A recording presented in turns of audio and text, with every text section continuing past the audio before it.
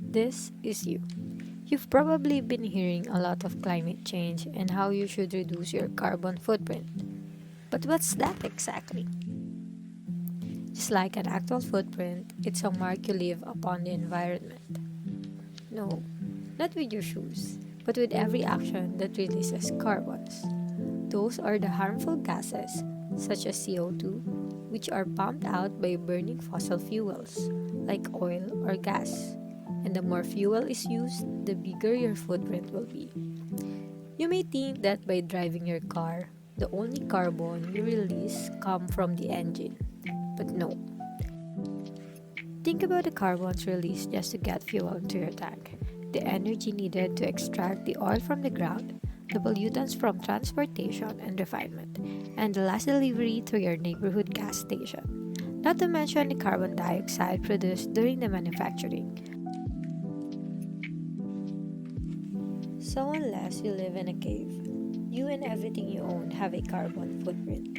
For example, reading a book. Printing and distributing it requires energy.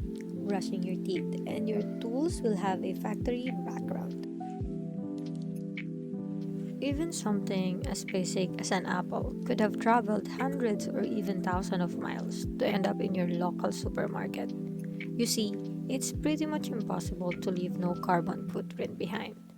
But by thinking about your actions and personal choices, maybe you can make your feet just that little bit smaller and really help to put up the boot into climate change. What effect do we have on the environment?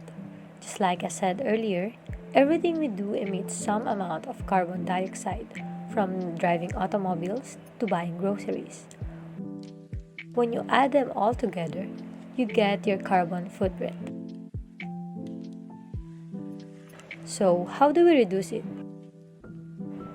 There are small changes we can make, such as replacing light bulbs with energy efficient LEDs, hanging our clothes to dry, and recycling. But there are also larger changes we can make, such as cutting back on red meat or eating a plant based diet, which can help avoid significant amounts of carbon emissions.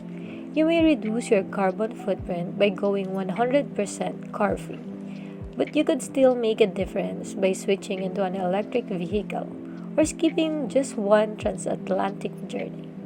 But there's one more significant action you're currently doing that reduces your carbon footprint by 25% per year.